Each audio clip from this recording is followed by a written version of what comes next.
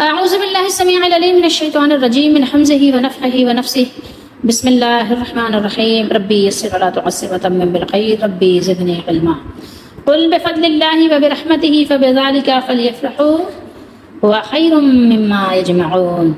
ایک ہی آیت مبارکہ ہے نمبر 58 سورہ یونس 11واں سپارہ۔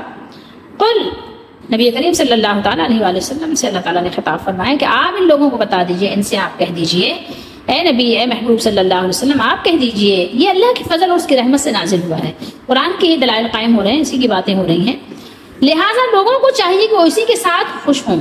فَبِذَلِكَ فَلْيَفْرَحُوا، لیفرحوا کو فا نے لام کو ساکن کر دیا، فل بن گیا یہ فَلْيَفْرَحُوا، تو اسی چیز کے ساتھ چاہیے کہ وہ خوش ہوں۔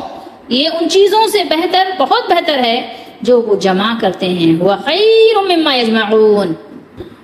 اب دیکھیے اس آیت مبارکہ کی روشنی میں تو کتنی بڑی دلیل مل گئی میلاد منانے والوں کو، اور ملی بھی کہاں سے؟ قرآن سے، اللہ کی کتاب سے۔ اب اور کیا چاہیے، ہے نا؟ قرین قیاس تو یہی بات ہے کہ ظاہر اللہ کے فضل پر، اس کی رحمت پر خوشی کریں، ٹھیک ہے، خوش ہوں۔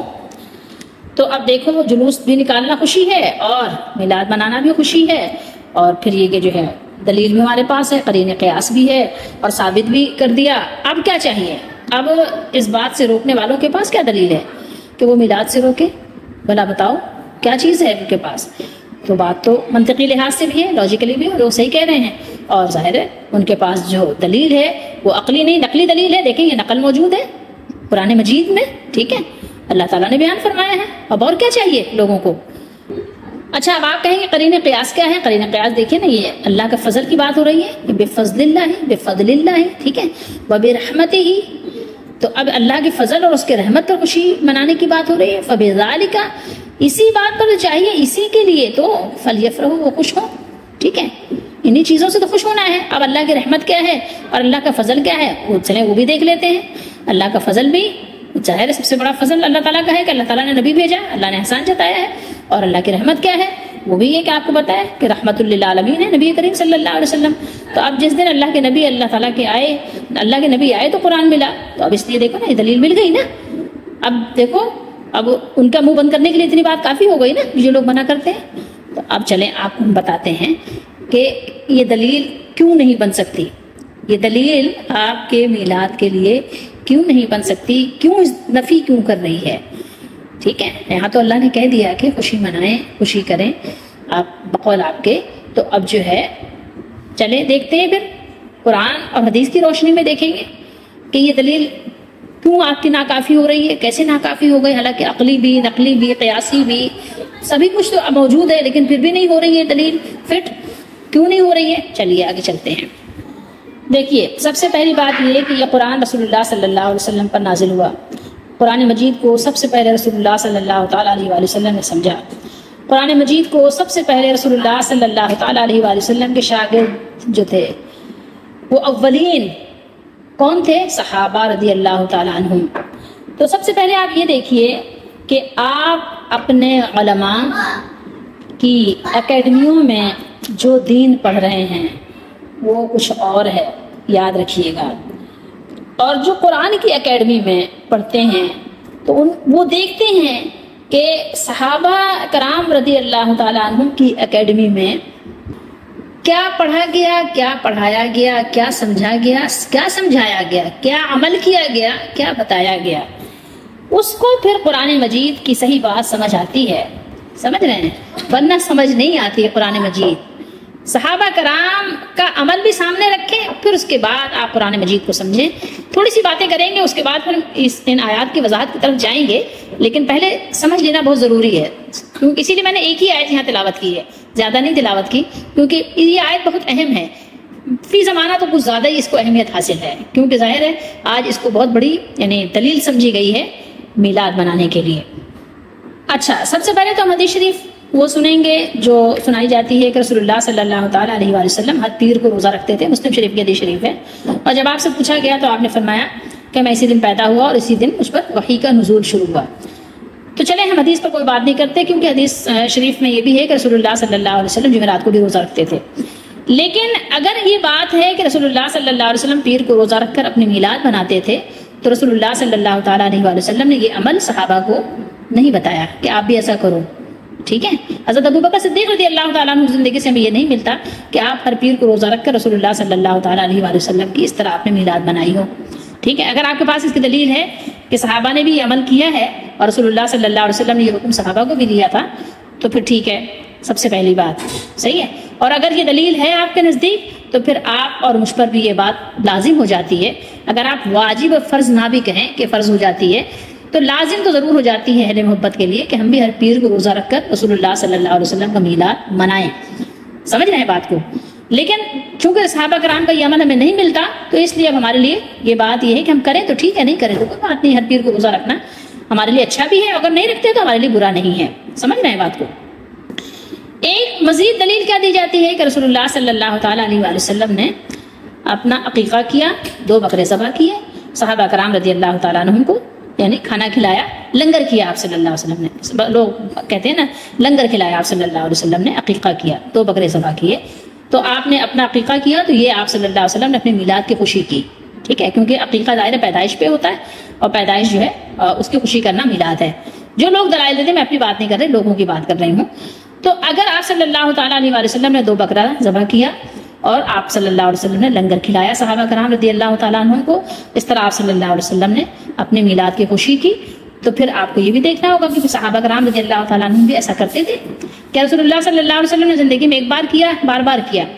اگر بار بار کیا تو ٹھیک ہے, لیکن اگر ایک ہی دفعہ کیا, اچھا خیر ایک دفعہ بھی دلیل بن سکتا ہے, لیکن یہ کہ آپ یہ بتائیں کہ صحابہ کرام رضی اللہ تعالیٰ عنہ نے بھی پھر اسی طریقے سے کیا. انہوں نے حضرت ابوبکر صدیق رضی اللہ تعالیٰ عنہ نے اپنے دور خلافت میں ایسا کیا کہ 2 بکرے ذبح کیے ہوں, یا 2 نہیں چلے زیادہ ذبح کر لیے ہوں, یا چلے کم ہی کر لیے ہوں, ایک ہی کر لیا ہو, چلے اونٹ کر لیا ہو, کوئی بھی جانور ذبح کر لیا ہو حلال, اور ذبح کر کے صحابہ کرام کو لنگر کھلایا ہو کہ یہ رسول اللہ صلی اللہ علیہ وآلہ وسلم کی آمد پر ہم خوشی کر رہے ہیں, کیونکہ رسول اللہ صلی اللہ علیہ وسلم نے بھی ایسا کیا تھا.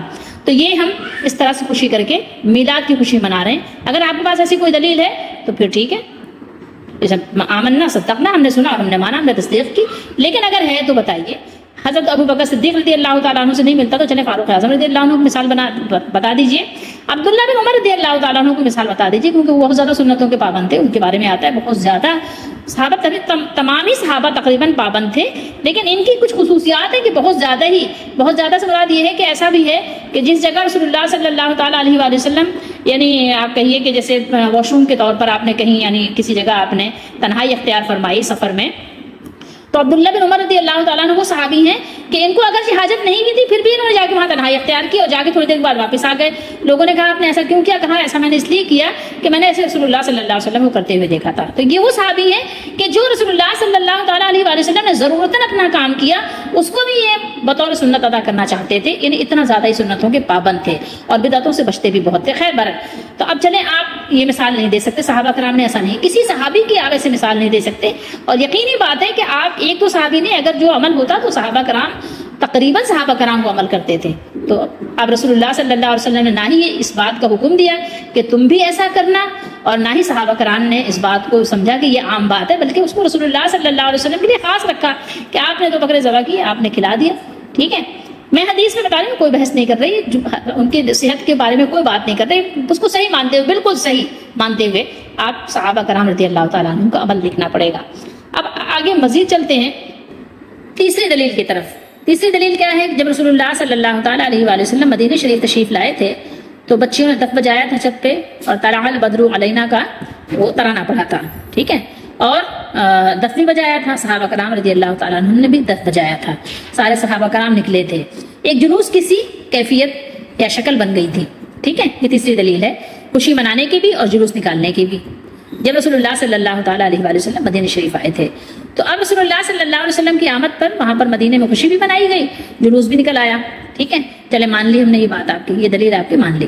لیکن اب آپ یہ بتائیے کہ صحابہ کرام رضی اللہ تعالیٰ عنہ نے اسی سال کیا تھا جس سال رسول اللہ صلی اللہ علیہ وسلم مدینہ شریف تشریف لائے تھے, یا صحابہ کرام رضی اللہ تعالیٰ عنہ یہ کام ہر سال کرتے تھے, ہر سال ربیع الاول میں کرتے تھے؟ چلے ہم ربیع الاول کی بھی قید نہیں لگاتے, ہم تاریخ کی بھی کوئی قید نہیں لگاتے. رسول اللہ صلی اللہ علیہ وسلم کا ذکر ہمارے لیے بہت, یعنی کہنا چاہیے بہت بڑی نعمت ہے. ٹھیک ہے, رسول اللہ صلی اللہ علیہ وسلم کی محبت ہمیں اپنی جان سے زیادہ کرنی ہے, اس بات کو ہم جانتے ہیں. ٹھیک ہے, اللہ تعالیٰ ہم سب کو توفیق دے. البتہ ہم کر نہیں پاتے, یہ بات صحیح ہے, یہ اگر ہم دعویٰ کریں تو جھوٹے ہیں, کیونکہ ہم کر ہی نہیں پاتے. ہم تو دنیا کی محبت میں اتنے دیوانے ہیں, تو کہتے تو ضرور ہیں لیکن یہ ہے کہ کہتے ہی ہیں. ٹھیک ہے, عمل ہمارا اس سے خالی نظر آتا ہے. آپ لوگوں کو عمل جا کے دیکھ لیں، جن کے گھروں میں جھنڈیاں لگی ہیں، جن کے گھر سجے ہوئے، ان کے عمل بھی دیکھ لیں، آپ کو اندازہ ہوگا۔ ہمیں ہر سال یہ عمل کرنے کے لیے صحابہ کرام سے دلیل تو ضرور چاہیے نا، کیونکہ صحابہ کرام رضی اللہ تعالیٰ عنہ سے بڑھ کر تو ہماری محبت نہیں ہے، اس بات کو تو آپ مان لیجئے۔ نہیں مانتے تو آپ کی مرضی ہے، لیکن مان لیجئے صحابہ کرام رضی اللہ تعالیٰ عنہ نے تو جتنی محبت کی ہے نا، ہم تو اس کے عشر اشیر میں کیا، ہم اس کے مطلب یعنی کوئی مثال پیش نہیں کر سکتے۔ قرآن نے بیان کیا کہ آپ کے پاس آتے ہیں اپنے جانیں دینے کے لیے، کہتے ہیں کہ ہمارے پاس سواری نہیں ہے، آپ ہمیں سواری دے دیجئے، اور ان کو سواری نہیں دیتے، رسول اللہ صلی اللہ علیہ وسلم فرماتے ہیں میرے پاس سواری نہیں ہے، وہ روتے ہوئے چلے جاتے ہیں، ان کی آنکھیں بہ رہی ہوتی ہیں، قرآن بیان کر رہا ہے۔ یہ ترجمہ ہے احمد رضا کا کنز الایمان۔ کیا ہے ترجمہ؟ سورہ توبہ ہے یہ، آیت نمبر 92 تو یہاں پر دیکھیے کیا ہے، فرمایا جو تمہارے حضور حاضر ہوں، یعنی آپ صلی اللہ علیہ وسلم جناب میں حاضر ہوں، تم انہیں سواری عطا فرماؤ، یعنی سواری لینے کے لیے حاضر ہوں، ان کے پاس سواری نہ ہو، تم سے یہ جواب پائیں قلتا لا اجدو یعنی نہیں ہے میرے پاس، ٹھیک ہے، میرے پاس ما احملکم علیہ کہ جس پر میں تمہیں سوار کروں، میرے پاس سواریاں نہیں ہیں، ٹھیک ہے، تو جس پر میں تمہیں سوار کروں، اس پر یوں واپس جائیں کہ ان کی آنکھوں سے آنسو ابلتے ہوں، کس طرح من الدمع، دمع کہتے ہیں نا آنسو بہنا، ٹھیک ہے، حزناً غم سے ان کے آنسو بہتے ہوں کہ ان کے پاس مقدور نہیں ہے، یعنی اپنی جانیں دینے کے لیے اللہ کے رسول صلی اللہ علیہ وسلم ساتھ جاتے تھے، کیا ہوتا تھا وہاں پہ میدان میں، جانیں دیتے تھے، اتنی محبت تھی اللہ سے، اللہ کے رسول سے، اللہ تعالیٰ کے دین سے، اتنی محبت تھی ان کو، اپنی جانیں دینے کے لیے سواریاں نہیں تھیں، غربت تھی، پھر بھی روتے تھے، تڑپتے تھے، ایسے آنسو ابل رہے ہوتے تھے، بہ رہے ہوتے تھے، بے اختیار، قابو نہیں ہوتا تھا اپنے آپ پر، کس لیے؟ اللہ کے دین کی خدمت کے لیے۔ سوچئے تھوڑی دیر، تو کیا ایسے بزرگ ہستیوں سے یہ ممکن ہے کہ جو اپنے جان دینے کے لیے تو تیار ہو، رسول اللہ صلی اللہ علیہ وسلم کا پیدائش کا مہینہ آئے، ربیع الاول کا مہینہ آئے، تو وہ ہر سال جلوس نہ نکالے، ہر سال وہ فاتحہ نہ کرے، ہر سال وہ لنگر نہ کرے؟ کیا ایسا ممکن ہے؟ ہر سال وہ جھنڈیاں نہ لگائے، ہر سال وہ چراغاں نہ کرے؟ کیا ایسا ممکن ہے؟ سوچ سکتے ہیں آپ، تصور کر سکتے ہیں کہ کیا وہ ایسا نہیں کریں گے کہ جب وہ اپنے جان دینے کے لیے اپنی جان کو ترجیح نہیں دیتے، دین کو ترجیح دیتے ہیں اپنی جان پر، رسول اللہ صلی اللہ علیہ وسلم کی محبت پر اپنی جان کو قربان کرنے کو ترجیح دیتے ہیں، تو کیا ایسی ہستیاں اللہ کے رسول صلی اللہ علیہ وسلم کا میلاد نہیں منائیں گی؟ 12 ربیع الاول کے مہینے میں میلاد نہیں منائیں گی؟ تاریخوں کو چھوڑ دیجیے آپ، اب تو کہتے ہیں پورا مہینہ نہیں، پورا سال آپ صلی اللہ علیہ وسلم کی آمد کی خوشی کریں، لیکن جو آپ عمل کرنا ہے اپنے عمل کو دیکھیں، جس کو آپ ثواب سمجھ رہے ہیں اپنے آپ کو یہ دیکھیں کہ کیا آپ واقعی ثواب کر رہے ہیں یا رسول اللہ صلی اللہ علیہ وسلم کے اور آپ کے لائے ہوئے دین کے خلاف کر رہے ہیں، آپ اپنا عمل دیکھیں، ٹھیک ہے، بات اس کی نہیں ہو رہی۔ تو صحابہ کرام رضی اللہ تعالیٰ عنہ نے کیا ہر سال جلوس نکالے تھے؟ کیا صحابہ کرام رضی اللہ تعالیٰ عنہ نے ہر سال لنگر کیے تھے؟ کیا صحابہ کرام رضی اللہ تعالیٰ عنہ نے ہر سال 10 دف بجائے تھے؟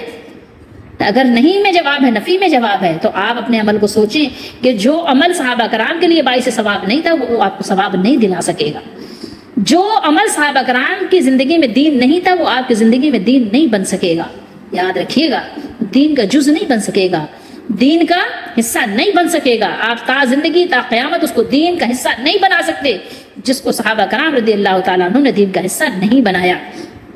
اور جو لوگ یہ کہتے ہیں نا کہ بدعتیں تو صحابہ نے بھی کی ہیں، میں کہتی ہوں ان سے بڑا جھوٹ بولنے والا کوئی نہیں ہے کہ صحابہ کرام نے بدعتیں کی ہیں۔ اس کے علاوہ یہ کہ خلفائے راشدین کے کام کو تو رسول اللہ صلی اللہ علیہ وسلم نے خود آپ نے سرٹیفکیٹ دیا تھا کہ جو میں اور میرے صحابہ کے طریقے پر، ٹھیک ہے، آپ نے تو خود بتایا تھا کہ علیکم بسنتی و سنت خلفائے راشدین المہدیین، آپ نے تو خود یہ بات سرٹیفکیٹ دے دیا تھا کہ جو میں کروں اور میرے خلفاء جو خلفاء کریں بعد میں، تو وہ اس کو آپ نے فرمایا تھا، اس کو جو ہے اپنے حفظ جان بنا لینا، اس پر تم نے عمل کرنا ہے۔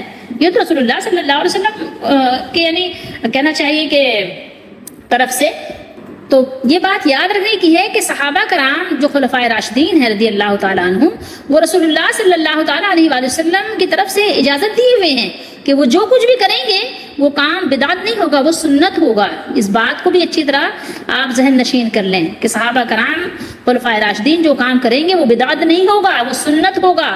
کیوں؟ اس لیے کہ انہوں نے رسول اللہ صلی اللہ علیہ وسلم کی صحبت اختیار کی تھی، آپ کے مزاج سے واقف تھے۔ اور آپ کے پاس کون سی ڈگری ہے؟ آپ کے لیے رسول اللہ صلی اللہ علیہ وسلم نے کیا یہ ڈگری دی ہے کیا کہ بعد والے جو کچھ بھی چاہے ایجاد کر دیں، جو چاہے فتویٰ جاری کر دیں، جو چاہے دین بنا دیں؟ تو پھر تو کوئی بات ہی نہیں ہوئی، تو پھر تو جو بھی آئے بعد میں عالم جو چاہے دین بنائے، جو چاہے دین سے نکالے، جو چاہے دین میں داخل کرے۔ لیکن یہ بات نہیں آگے پڑھنے والے ہیں نا کہ حلال و حرام کرنے کا کسی کو حق نہیں ہے، کسی کو بھی حق نہیں ہے، چاہے وہ کتنے کچھ پڑھ لے، کتنا ہی کچھ پڑھ لے، اس سے کوئی فرق نہیں پڑتا، ٹھیک ہے؟ پھر وہ بالکل ہی کہنا چاہیے نا اسفل سافلین میں چلا جائے گا اگر اپنی طرف سے کوئی فتویٰ جاری کرے گا تو۔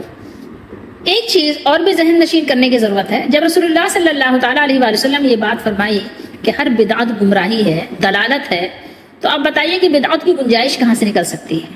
یہ بھی آپ سوچئے، کیونکہ کچھ لوگ مسلم شریف کی حدیث شریف پیش کرتے ہیں نا کہ رسول اللہ صلی اللہ علیہ وسلم نے فرمایا من سن سنتن حسنتن، تو اب جس نے جو ہے سنت جاری کی تو سنت کون سی جاری کرے گا؟ وہ طریقہ جو رسول اللہ صلی اللہ علیہ وسلم کا طریقہ ہی جاری کرے گا نا۔ اگر کوئی آپ کا طریقہ لوگ بھول چکے ہیں یا مٹ چکی ہے یا لوگ اس پر عمل کرنا چھوڑ چکے ہیں، تو اگر اس نے اسی طریقے کو جاری کر دیا وہ بات ہو رہی ہے نا، نہ کہ یہ کہ کوئی اپنی طرف سے نئی بات جاری کر دے۔ اگر نئی بات جاری کرنے کی اجازت آپ صلی اللہ علیہ وسلم نے دے دی کہ ہر شخص یا ہر عالم یا علماء کی جماعت سنتیں جاری کرنے لگ جائے، یعنی اچھے کام کے نام سے دین میں ثواب سمجھ کر، تو اس طرح سے کوئی لمٹ کوئی حد نہیں رہے گی۔ کبھی آپ نے اس کے بارے میں سوچا کہ آپ بتائیں کہ کتنے سو سال تک یہ دین رہے گا، تو کتنے ہر 100 سال میں کتنے علماء آئیں گے، کتنا علماء کی جماعت ہوگی، گروہ ہوگا، تو وہ کہاں تک پھر یہ بات رہے گی؟ کہیں اس کی لمیٹیشن رہے گی؟ پھر بدعت گمراہی کون سی بدعت گمراہی ہے؟ کچھ لوگ مطلب اس کو اپنی طرف سے، اچھا کوئی بتاتا بھی نہیں ہے کہ بتاؤ تو صحیح بھائی گمراہی بدعت گمراہی کے بارے میں بتاؤ تو صحیح، بتاتے بھی نہیں ہیں، اور یہ بلکہ کہ ہاں جو جاری کرے گا، جو اچھا کام جاری کرے گا اس کو ثواب ملے گا۔ بھائی اچھے کام سے مراد کیا ہے؟ لقد کان لکم فی رسول اللہ اسوۃ حسنہ، رسول اللہ صلی اللہ علیہ وسلم کا حسنہ کو آپ کی سنت کو جاری کرنا ہے نا، جس کو لوگ بھول چکے ہوں، مٹا چکے ہوں، ترک کر چکے ہوں، وہ بات ہے نا، نہ کہ اپنی طرف سے آپ جاری کریں۔ تو پتہ نہیں بھی دین میں کیا کیا جاری ہو جائیں گے، اللہ ہی جانتا ہے کہ اس کی کہیں حد نہیں رہے گی۔ پھر وہ بدعت گمراہی کیسے ہوگی؟ پھر کوئی بدعت گمراہی کیسے ہو سکتی ہے؟ پھر رسول اللہ صلی اللہ علیہ وسلم فرمایا ہر بدعت گمراہی ہے۔ پھر ان کو سلام بھی نہیں کرو، اور پھر ان کو جو ہے جگہ بھی نہیں دو، ان کو پناہ بھی نہیں دو۔ آپ صلی اللہ علیہ وسلم بدعت کی کتنی آپ نے یعنی کہنا چاہیے کہ قباحتیں بیان فرمائی، اور پھر بعد میں لوگ بے فکر ہو گئے اس سے۔ بہرحال لوگ اس طرح کی کہنا چاہیے کیا کہیں، اب دیتے ہیں اپنی طرف سے جیسے اوٹ پٹھان سی، ٹھیک ہے، دلیلیں لے آتے ہیں اپنے گھر سے بنا کے، اور وہ اپنے گھر سے وہ پھر اس کو ثابت کرنے کی کوشش کرتے ہیں۔ لیکن بہرحال یہاں پر ہم اب تھوڑا سا اس کو سمجھنے کی کوشش کرتے ہیں، اور اس کے بعد باقی باتیں انشاءاللہ کبھی زندگی رہی موقع ہوا تو بتائیں گے کہ اللہ تعالیٰ ہم سب کو صحیح دین سمجھنے کی توفیق دے، اور ہمیں دوزخ سے اور گمراہی سے بچائے۔ دنیا میں گمراہی سے بچیں گے، ہدایت یافتہ بنیں گے، تو جنت کی پھر انشاءاللہ تعالیٰ امید رکھیں، اور پھر یہ ہے کہ اللہ کے جہنم سے بچ بھی سکیں گے، اللہ کی رحمت میں داخل بھی ہو سکیں گے۔ اللہ تعالیٰ ہم سب پر رحمت فرمائے، ہم سب کو دوزخ سے بچا لے، ہم سب کو گمراہی سے بچا لے اللہ، کیونکہ اللہ تعالیٰ کی رحمت کے بغیر ہم بچ بھی نہیں سکتے۔ اللہ کے فضل اور اس کی رحمت سے مراد کیا ہے؟ قرآن مجید ہے، دین حق ہے، اور رسول اللہ صلی اللہ تعالیٰ علیہ وآلہ وسلم خاتم النبیین ہیں، ٹھیک ہے، جنت ہے اور تمام اخروی نعمتیں ہیں۔ حرف با بفضل اللہ اور برحمتہ، ٹھیک ہے، دونوں پر یہاں با آیا ہے۔ مطلب یہ ہے کہ آخرت کی ہر نعمت مستقل طور پر اپنی اپنی جگہ اس لائق ہے کہ اہل ایمان اس پر خوش ہوں۔ سمجھ رہے ہیں بات کو؟ اس پر خوش ہوں، ان پہ خوش ہونا چاہیے۔ فبذالک، اس فا سے محذوف شرط کی طرف اشارہ ہے کہ اگر کوئی چیز حقیقی خوشی کے قابل ہے اور اگر تمہیں خوش ہونا ہے تو پھر یہ چیز ہے جس پر خوش ہونا چاہیے۔ فبذالک پہلے لانے سے اثر بھی پیدا ہو گیا کہ صرف یہی اصل خوشی کی چیز ہے، باقی تمام چیزیں فانی ہیں اور سراسر دھوکہ ہیں۔ فَلْيَفْرَحُوا مفردات القرآن میں ہے کہ فرحن کا معنی ہے کسی جلدی مل جانے والی لذت سے سینے کا کھل جانا، خوش ہو جانا۔ یہ لفظ اکثر بدنی لذتوں سے حاصل ہونے والی خوشی پر بولا جاتا ہے، اس لیے فرمایا وَلَا تَفْرَحُوا بِمَا آتَاكُمْ، سورہ حدید میں ہے نا، وَلَا تَفْرَحُوا بِمَا آتَاكُمْ، کیا فرمایا؟ اور خوش نہ ہو، ولا آ گیا نا، اور خوش نہ ہو اس پر جو تم کو دیا۔ تو یہاں آپ سمجھ گئے نا کہ جو دنیا میں جلدی سے آپ کو خوشی ملتی ہے نا، اسی پہ خوشی ہونے کی بات ہو رہی ہے نا، ورنہ جنت کی خوشی تو یہاں آپ کو نہیں مل رہی ہے نا، اس کی خوشحال تو آپ کو نہیں دی نا یہاں پہ، تو یہ خوش نہ ہو اس پر جو اللہ تعالیٰ نے عطا کیا ہے۔ اسی طریقے سے سورہ انعام میں فرمایا یہاں پہ اذا فرحوا بما اوتوا، جب خوش ہوئے اس پر جو انہیں ملا۔ دیکھیے آپ نے سورہ رعد آیت نمبر 26 وفرحوا بالحیات الدنیا، اور کافر دنیا کی زندگی پر اترا گئے یا نازا ہوئے، خوش ہو گئے، ٹھیک ہے، وفرحوا، فرح، ٹھیک ہے، خوش ہو گئے۔ سورہ قصص ہے، آیت نمبر 76 ہے، 76، لا تفرح ان اللہ لا يحب الفرحین، خوش نہ ہو، یہاں اترانا ترجمہ ہے، کہا کہ اترا نہیں، بے شک اللہ اترانے والوں کو دوست نہیں رکھتا، انہیں خوش نہ ہو، ٹھیک ہے، یہ دنیا کا مال و متاع ملا ہے، جو کچھ بھی دنیا کی تمہیں یعنی چیزیں ملی ہیں اس پہ تمہیں بہت زیادہ خوش ہونے کی، بہت زیادہ تکبر کرنے کی، اترانے کی ضرورت نہیں ہے۔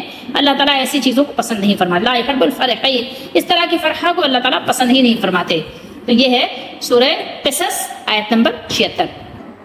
اب آپ نے اتنا کچھ دیکھا قرآن مجید کی آیات کو، آپ کو کیا پتا چلا کہ فرح دل کی خوشی کا نام ہے۔ اب بعض لوگوں نے اس آیت سے جو یہ اپنی مرضی کی بات نکالی ہے کہ جلوس کے لیے دلیل ہے، نبی کریم صلی اللہ علیہ وسلم اللہ کا فضل ہیں، لہٰذا ان کے یوم ولادت پر خوشی منانی چاہیے، ٹھیک ہے، ہم خوشی کو منع نہیں کر رہے ہیں کہ آپ خوش ہونا ہو، ہمیں تو خوش ہونا ہی چاہیے۔ رسول اللہ صلی اللہ تعالیٰ علیہ وآلہ وسلم کی امت ہم ہیں، ہمیں اللہ تعالیٰ نے ایسا نبی عطا فرمایا اور آپ کی امت میں ہمیں پیدا کیا، اس کی خوشی کی تو ہم بات ہی نہیں کر رہے ہیں، خوش تو ہونا ہی چاہیے۔ بات صرف ہو رہی ہے جو آج عمل جاری کیے گئے ہیں اس کو ثواب سمجھا جا رہا ہے، نہ کرنے والوں کو مطلب یعنی مطعون کیا جا رہا ہے، ہم تو اس کی بات کر رہے ہیں۔ تو یعنی جو یہ بات ہو رہی ہے کہ یہ عید ہے اور یہ تیسری عید تو دور کی بات ہے، بلکہ سب سے پہلی عید ہے، سب سے بڑی عید ہے اور تمام عیدوں کی عید ہے کہ اگر یہ عید نہ ہوتی تو اور عیدیں ہی نہیں ہوتی۔ ان لوگوں کو دو باتیں ضرور مد نظر رکھنی چاہیے اور وہ رکھیں، تو پھر یعنی غلطی کا یا قرآن مجید میں تحریف کا یا کسی بدعت کا جو معاملہ ہے وہ ذرا کم ہو جاتا ہے۔ سمجھ رہے ہیں بات کو؟ اپنی طرف سے یعنی کوئی بدعت کے لیے آپ دلیل گڑھیں نہیں، ٹھیک ہے۔ نمبر 1 یہ کہ فرح کا معنی خوشی منانا تو کسی لغت میں نہیں ہے، آپ کو پتہ ہے نا، خوش ہونا اور خوشی منانا دو الگ الگ چیزیں ہیں۔ ایک تو آپ خوش ہوتے ہیں اور ایک خوشی مناتے ہیں، دو چیزیں الگ الگ ہو گئیں، ان کو ذرا ذہن میں رکھیے گا۔ اس کا معنی تو خوش ہونا ہے اور یہ دل کی خوشی کی کیفیت کا نام ہے، جیسے صحابہ کرام رضی اللہ تعالیٰ عنہ کا معاملہ تھا۔ اچھا ایک چیز میں آپ کو اور بتا دوں، ایک اور دلیل بتائی جاتی ہے کہ حضرت امیر معاویہ رضی اللہ تعالیٰ عنہ کے مجلس میں جب یعنی آپ آئے ایک مجلس میں اور وہ وہاں پر لوگ ذکر کر رہے تھے، کہا کیا کر رہے ہو، اگر ہم جو ہے اللہ تعالیٰ کی نعمت پر ہم خوش ہو رہے ہیں، تو وہ بھی اس کو دلیل پکڑتے ہیں۔ تو کیا یہ معاملہ ہر سال تھا؟ یا وہ تو ظاہر ہے بیٹھتے ہی تھے، یہ ذکر و اذکار تو کرتے ہی تھے، قرآن تو سیکھتے سکھاتے ہی تھے، اللہ کا تعالیٰ کا شکر ادا کرتے ہی تھے، ابھی بلکہ آیات آنے والی ہیں، آیت نمبر 60 جو ہے وہ یعنی شکر کے ہی معاملے میں ہے، تو وہ تو یہ ذکر اور شکر اور فکر تو ہر وقت کرتے ہی رہتے تھے۔ یہ سال میں ایک دفعہ والی جو بات ہے تو اس کی بات کر رہے ہیں نا، جو ربیع الاول پہ جو ایک بات ہو رہی ہے، اتنا زیادہ اس کے لیے دلیلیں دی جا رہی ہیں، اس کی بات ہو رہی ہے کہ اگر آپ یہ بتائیں کہ ہاں وہ سال میں اس مہینے میں ہر سال اس طرح کیا کرتے تھے تو بات جب ہی دلیل ملے گی۔ ویسے تو صحابہ کرام رضی اللہ تعالیٰ عنہ بہت کچھ کرتے تھے، ٹھیک ہے، رسول اللہ صلی اللہ علیہ وسلم کی 23 سالہ زندگی میں آپ کو بہت کچھ ملے گا، صحابہ کرام کے 100 سالہ زندگی میں آپ کو بہت کچھ ملے گا، بات وہ نہیں ہو رہی ہے، لیکن اپنی طرف سے بات گڑھنا اور ہے۔ تو بہرحال کہ جو آج جلوس نکال رہے ہیں اور تو اور اب ظاہر بات بڑھتی جا رہی ہے، کوئی ظاہر لمٹ تو رہ نہیں گئی ہے کہ ایک دن کا جلوس نہیں تو بلکہ 12 دن کے جلوس نکلنے ہیں، اور جلوس نکال کر عید منانے کا جو آپ کا اہتمام ہے۔ اور دوسرا جو ایک معاملہ ہے، دوسرا یہ کہ یہ خوشی تو آپ کو ہر وقت ہونی چاہیے، 24 گھنٹے پورا سال اور ساری عمر مومن کے دل میں یہ خوشی رہتی بھی ہے اور رہنی بھی چاہیے، اور اس کو سینے کو ٹھنڈا بھی رکھتی ہے اور ٹھنڈا سینے کو رہنا بھی چاہیے، ٹھیک ہے۔ آپ کو یہ کہاں سے دلیل ملی ہے کہ سال میں صرف ایک مرتبہ آپ نے یہ خوشی کا اظہار کرنا ہے؟ یہ بتائیے کہ سال میں ایک مرتبہ آپ کو خوشی کا اظہار کرنا ہے، اور وہ سوائے ابلیس کے جہاں میں سبھی تو خوشیاں منا رہے ہیں، جو آپ یہ بات کہہ رہے ہیں، تو آپ یہ بتائیے کہ تو یہ خوشی تو مومن کرتے ہیں، لیکن سال میں ایک مرتبہ خوشی منانے کا یہ معاملہ جو ہے کہاں ہے؟ یہ بتائیے۔ صحابہ کرام سال میں ایک مرتبہ ایک مہینے خوش ہوتے تھے، ایک مہینے صرف 12 ربیع الاول کے وہ 30 دن، 12 ربیع الاول کے مہینے میں 30 دن خوشیاں مناتے تھے، باقی اس کے بعد 11 مہینے 0 0، پھر وہ حرام بھی کھا رہے ہیں، اور پھر وہ رشوت بھی لے رہے ہیں، پھر وہ سود بھی لے رہے ہیں، پھر وہ ڈنڈیاں بھی مار رہے ہیں، پھر وہ دھوکے بھی دے رہے ہیں۔ کیا یہ ہے؟ یہ دین ہے؟ اس دین کو آپ پیش کر رہے ہیں؟ کیا بتانا چاہ رہے ہیں لوگوں کو؟ کس کو دھوکہ دے رہے ہیں؟ اپنے آپ کو یا اور لوگوں کو؟ کس کو بیوقوف بنا رہے ہیں؟ اور اگر کوئی صحیح بات بتائے تو کہتے ہیں کہ شیطان ہے، یہ خوش نہیں ہوتے، شیطان کو رسول اللہ صلی اللہ علیہ وسلم کے ذکر سے مسئلہ ہے۔ تو ہم آپ کو اگر یہ کہیں کہ آپ کو اللہ کے ذکر سے مسئلہ ہے؟ اگر اللہ کا ذکر کیا جائے تو اللہ تعالیٰ نے قرآن میں کیا بیان کیا ہے؟ اللہ تعالیٰ نے قرآن میں بیان کیا کہ جب ایک اکیلے اللہ کا ذکر کیا جاتا ہے تو کیا کرتے ہیں؟ ان کے جو ہے چہرے بگڑ جاتے ہیں، ان کے دل سکڑ جاتے ہیں، سمٹ جاتے ہیں. تو اللہ نے تو یہ بیان کیا ہے نا. تو میلاد کرنے والوں کا معاملہ بھی کہ اگر وہاں اللہ تعالیٰ کی تعریف کی جائے تو لوگ مائک چھین دیتے ہیں، بھگا دیتے ہیں. یہی کرتے ہیں نا. وہ بس اللہ کا ذکر کہاں ہوتا ہے میلاد میں؟ اچھا چلے میلاد آپ اللہ کے نبی صلی اللہ علیہ وسلم محفل کریں تو شرکیہ نعتیں تو نہ پڑھیں نا. نعت پڑھیں، نعت پڑھنے سے کون منع کر رہا ہے؟ تو آپ تو شرکیہ نعتیں پڑھ رہے ہیں. حضور دیں گے، ضرور دیں گے، ٹھیک ہے. اس کے علاوہ پتہ نہیں کیا کچھ پڑھ رہے ہیں ہم تو. اور وہ دعا کے بارے میں ہے نا کہ اے گنبد، اے سبز گنبد والے منظور دعا کرنا. یہ کس کے اشعار ہیں یہ بتائیے ذرا آپ. یا رسول اللہ انظر حالنا، یا حبیب اللہ اسمع قالنا، اننی فی البحر حم مغرق، یا سیدی خذ یدی سحل لنا اشقالنا. اب آپ بتائیے اب یہ سب چیزیں کیا ہیں کہ یا رسول اللہ انظر حالنا، یا رسول اللہ آپ ہمارے حال پر نظر کیجیے. آپ اللہ تعالیٰ سے ملا نہیں رہے رسول اللہ صلی اللہ علیہ وسلم کو. اللہ سے تو آپ نہیں کہہ رہے کہ اللہ تعالیٰ، کیا اللہ تعالیٰ نے نہیں فرمایا میں ارحم الراحمین ہوں، سب رحم کرنے والوں سے بڑھ کر رحم کرنے والا ہوں؟ تو آپ نے تو اللہ کو نہیں مانا کہ اللہ ارحم الراحمین ہے، اللہ سے زیادہ کوئی رحم نہیں کر سکتا. ٹھیک ہے. اسی طریقے سے کیا شعر پڑھتے ہیں؟ برسن ہارے رمجم دو بوند ادھر بھی گرا جانا، مرنیا پار لگا جانا. کیا مسئلہ ہے؟ کون پار لگائے گا نیا؟ اللہ لگائے گا یا کون لگائے گا؟ آپ کو تو عقیدہ نہیں ہے نا اللہ پر. تب آپ بتائیں آپ کیا کر رہے ہیں؟ آپ کی محفلوں میں کیا ہوتا ہے؟ اور اس کے علاوہ آپ کیا کہتے ہیں؟ یا شیخ عبد القادر جیلانی شیخ للہ. تو یہ آپ تو بدعت سے بھی آگے نکل چکے ہیں. اب بدعت کی بھی بات نہیں رہ گئی. آپ خود غور کریں اپنے عمل پر. اگر آپ واقعی چاہتے ہیں کہ اللہ تعالیٰ کی رحمت ملے اور جنت ملے اور جہنم سے بچ جائیں تو آپ کو خود اپنے عمل پہ غور کرنا چاہیے. آپ کو خود توبہ کرنے کی کوشش کرنی چاہیے. آپ خود دیکھیں، دوسرا کوئی نہیں دیکھے گا. دوسرے کا کام صرف اتنا ہے زیادہ سے زیادہ آپ کو صحیح بات پہنچا دینا، قرآن و حدیث کی صحیح بات آپ تک جو ہے کھول دینا. بس اتنا ہی کام ہے. باقی تو سب بس اللہ تعالیٰ کی رحمت پہ ہی موقوف ہے. لیکن بہرحال کوشش تو ہمیں کرنی ہے. هو خیر مما یجمعون، یعنی یہ دنیا کے ساز و سامان سے کہیں بہتر ہے جو وہ جمع کرتے ہیں. کیونکہ وہ مال و دولت اور جاہ و شرف، جو کچھ بھی آپ دنیا میں جمع کرتے ہیں، عہدہ کوئی بھی چیز ہو، کبھی کام آتا ہے اور کبھی کام نہیں آتا. اگر کام آتا بھی ہے تو کتنے دن؟ چند روزہ. ٹھیک ہے، چند دن کے لیے. چند روزہ ہے یہ دنیا کی بہار. دل لگا اس سے نہ غافل زینہار، عمر اپنی یوں نہ غفلت میں گزار. ہوشیار ہے محو غفلت ہوشیار، ایک دن مرنا ہے آخر موت ہے، کر لے جو کرنا ہے آخر موت ہے. پھر وہ چیز کیا ہوتی ہے؟ چھن جاتی ہے. اور جو چیز چھن جانے والی ہے اس پر خوشی کیسی؟ خوشی کس طرح کی خوشی؟ ٹھیک ہے، ایک مسرت ہوتی ہے، تھوڑی دیر کے لیے راحت کا سامان ہے، اس پر اللہ کا شکر ادا کریں. کوئی چیز اگر دنیا کی ملی ہے. حقیقی خوشی کیا ہے؟ کہ رسول اللہ صلی اللہ تعالیٰ علیہ وآلہ وسلم جیسی نعمت اللہ تعالیٰ نے ہم کو عطا فرمائی، اور اپنا رسول بھیجا، خاتم النبیین کی امت ہمیں کیا، ہمیں قرآن جیسی عظیم الشان نعمت دی اللہ تعالیٰ نے. یہ خوشی کی چیز ہے. ٹھیک ہے، یہ ہمارے دل کی بہار ہے. قرآن ہمارے دل کی بہار ہے، ہمارے سینے کا نور ہے. یہ ہماری بیماریوں کے لیے شفا ہے. یہ قرآن، اس پہ خوش ہوئیے. ٹھیک ہے، حسن ہو، قوت ہو، جوانی ہو، مال ہو، دولت ہو، ٹھیک ہے، عزت ہو، جاہ ہو، شہرت ہو، کوئی بھی چیز ہو، کیا ہی دل کو لبھانے والی چیزیں ہیں، آپ کو لبھاتی ہیں.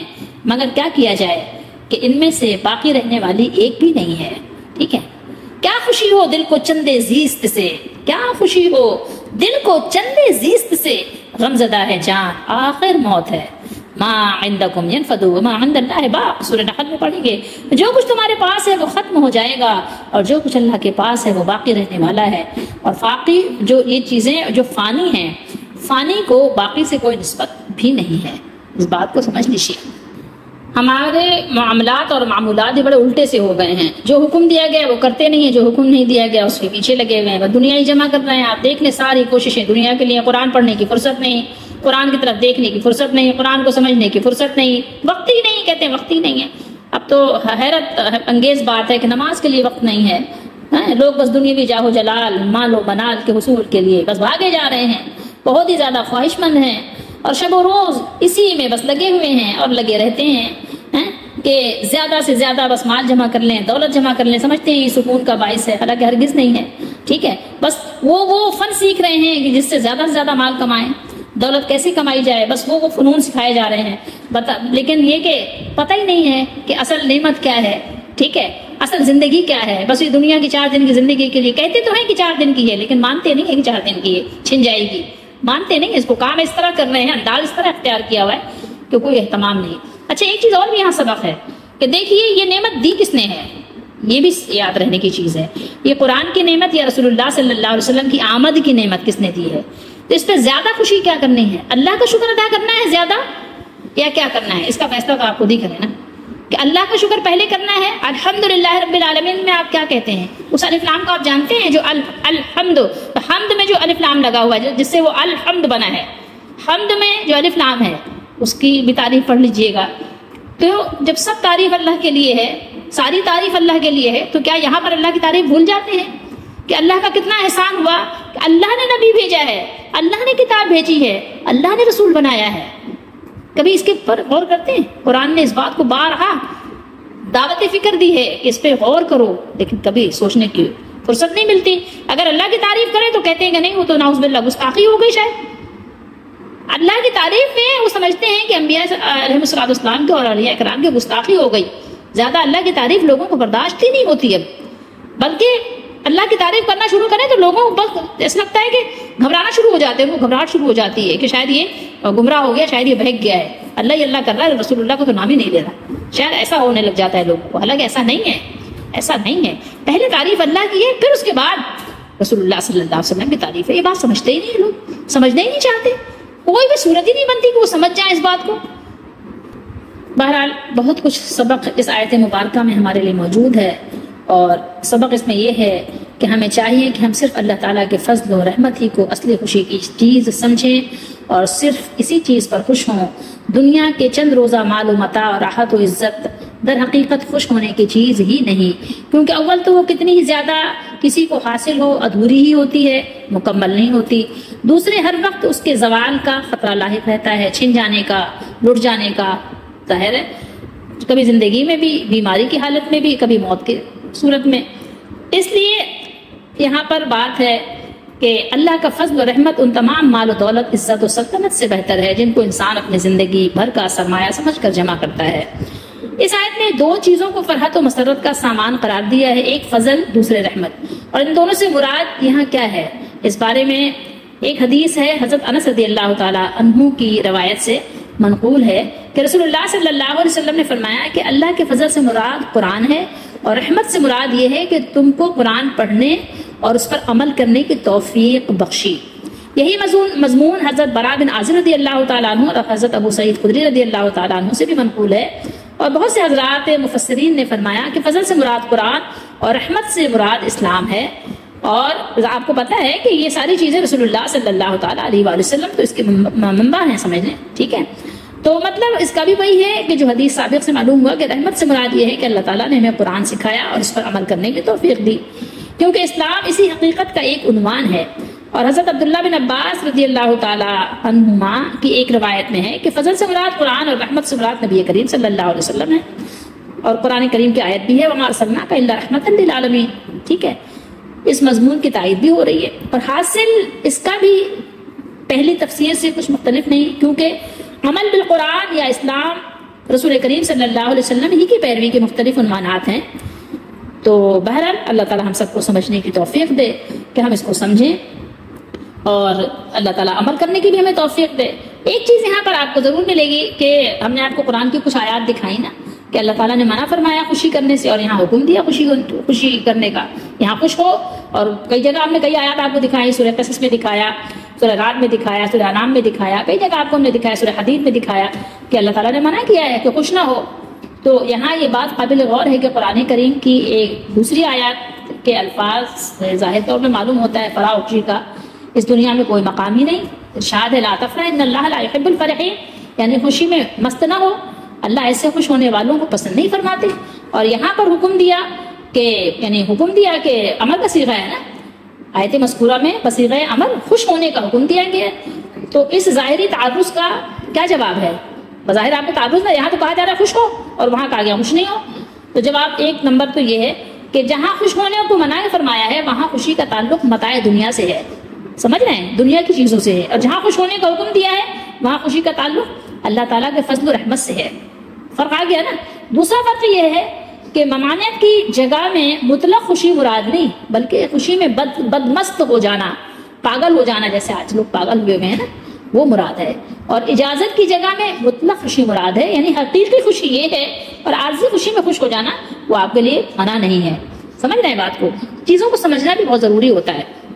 قرآن اور صاحب قرآن کے لیے تو ہمیں خوش ہونا ہی چاہیے، حقیقی طور پہ خوش ہونا چاہیے، کیونکہ قرآن ہماری رہنمائی کرتا ہے، اور قرآن لانے والے بھی ہماری رہنمائی کرتے ہیں۔ قرآن کریم انسان کو طریق حق اور یقین کی طرف دعوت دیتا ہے، اور رسول اللہ صلی اللہ علیہ وسلم بھی اپنی پوری زندگی عمل کر کے بتاتے ہیں۔